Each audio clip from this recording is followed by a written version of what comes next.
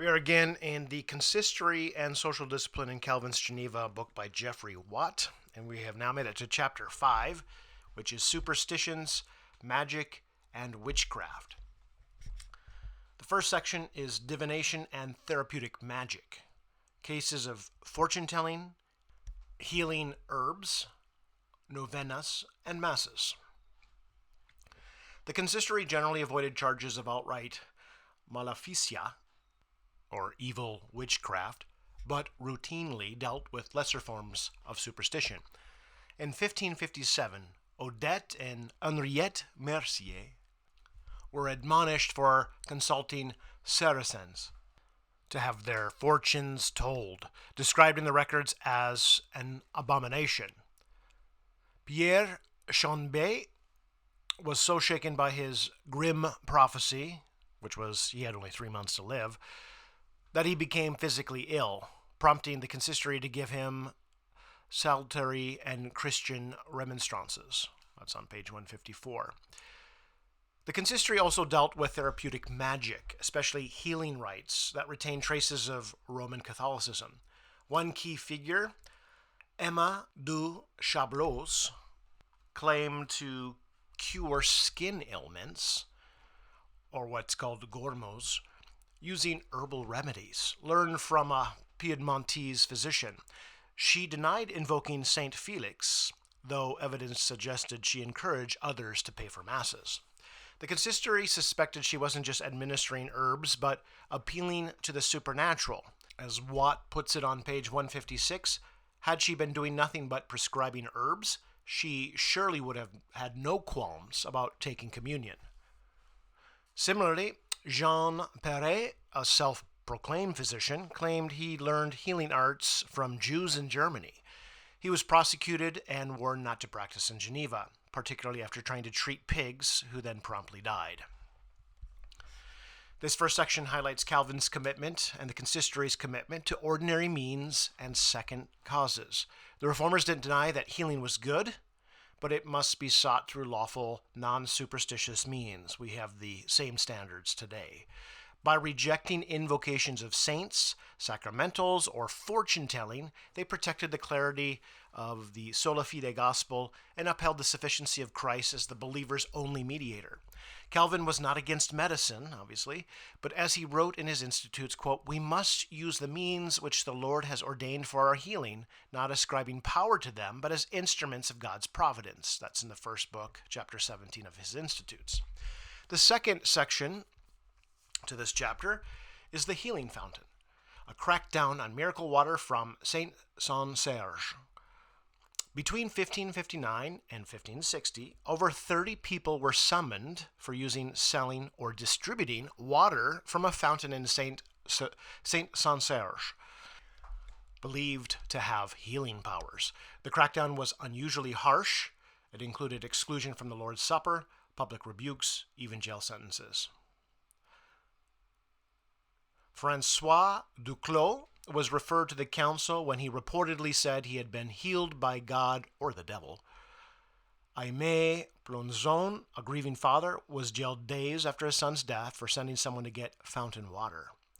Watt notes the consistory considered this idolatry, likely because such fountains were tied to the cult of saints, quote, almost always associated with saints and had their roots in paganism. That's on page 165. Interestingly, more men than women were summoned, a reversal from most healing cases. Watt suggests this may reflect the need for travel. Saint-Cergue was 22 miles away. In the Reformed tradition, healing doesn't come through relics, holy places, or magical springs. This is what the consistory was dealing with in 16th century Geneva. The rigorous opposition to Saint-Cergue was not an overreaction, but a defense of a pure worship. Calvin consistently emphasized that God does not draw near to us because of the holiness of a place, and that true healing comes through prayer, medicine, and divine providence, not sacralized nature. This section echoes Deuteronomy chapter 12, verses 3 through 5, where the Lord commands the destruction of pagan high places and insists on central God-ordained worship. The third section, therapeutic magic and maleficia. when folk healing turns into accusations of sorcery. Here, the line between healing and harmful magic becomes dangerously blurred. In March 1560, Jean Billard and his wife sought help from the Bonne Irish, the Good Witch of Chaleix. After their son died, they blamed Jean Billard for bewitching them. And then similarly, René Bastard took herbal drinks from Jean Duerne, another good witch, who accused Michel Dufour of casting the illness. A family feud erupted. These healers insisted on calling themselves physicians, not witches, but the line between medical and magical was thin. The Genevan Consistory wisely refused to criminalize misfortune. Its consistent skepticism prevented vendettas, false accusations, and violent mob justice. In contrast to medieval inquisitors, Calvin and his colleagues leaned toward reconciliation and moral correction, not scapegoating. Theologically, this reflects the Reformed conviction that Satan is not sovereign. God's providence, not demonic malice, explains affliction. As Calvin said, Satan is an agent of divine vengeance, never autonomous. That's in Book 1 of his Institutes, Chapter 14. Section 4, the professionalization of medicine. Geneva's medical guild was established in 1562, but the consistory had already begun advocating for licensed professionals. Rolette du Sax, a widow from Gex, claimed she learned healing from her physician father, but was still forbidden from practicing. Since women couldn't attend universities, the consistory viewed their healing efforts as inherently unlicensed and thus suspicious. This part of this chapter reveals a tension in Reformed Geneva. On one hand, Calvin advocated education and order, and then on the other, the exclusion of women from formal learning led to suspicion of their knowledge, even when harmless.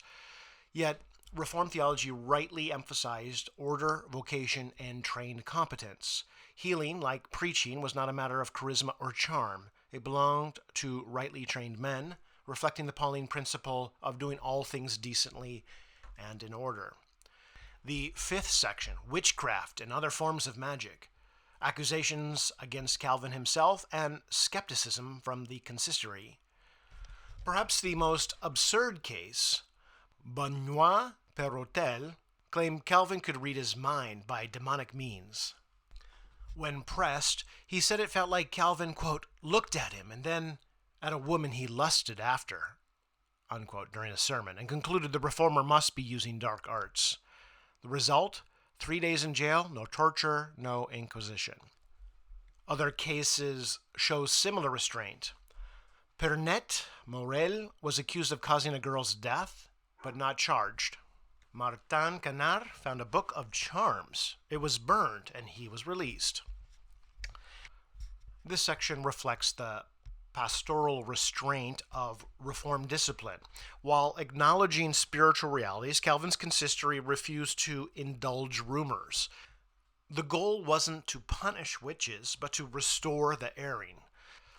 In sharp contrast to the Malleus Maleficarum mindset, Geneva's reformers upheld Deuteronomy chapter 19, verse 15. No accusation without evidence. And as Calvin noted, quote, judgment belongs to God, but slander belongs to Satan. Section 6, witchcraft and reconciliation. This section brings us to Calvinism as its most pastoral. Humbert Aubert, a civil officer, believed his son died because Claude Venard touched him. The boy had screamed, "Cursed be that man, he's cooked me," and then died the next day. The consistory responded with tough love. Forgive your neighbor. God rules all events. Stop biting the stone that hits you. Quote, for all things happen to us by the will and providence of the Lord, unquote. And these events are found on page 179. This is classic Reformed tradition. The hardest providences met with the hardest faith. Geneva taught that suffering is never random, and vengeance never justifies bitterness. The pastoral tone here, calling the bereaved father to forgive. exemplifies Matthew 5:44 in action. And then the final segment to this chapter is the conclusion, which is providence, the supernatural, and science. Watt ends by likening the Reformed tradition to Max Weber's theory of Entziffernung, the, quote, disenchantment of the world. He argues that Calvin's view of divine sovereignty gradually disarmed magical thinking and cleared the way for science.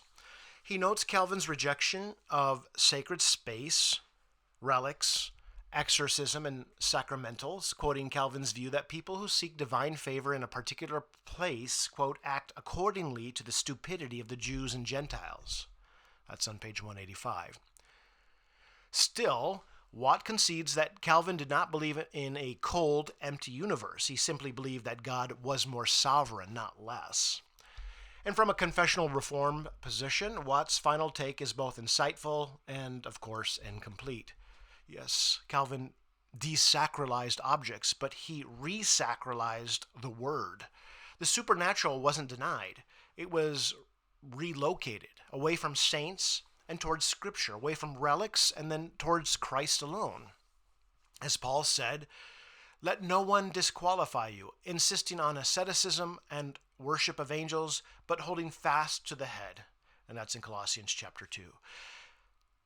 Calvin's Geneva didn't extinguish spiritual fire. It redirected it to its proper altar.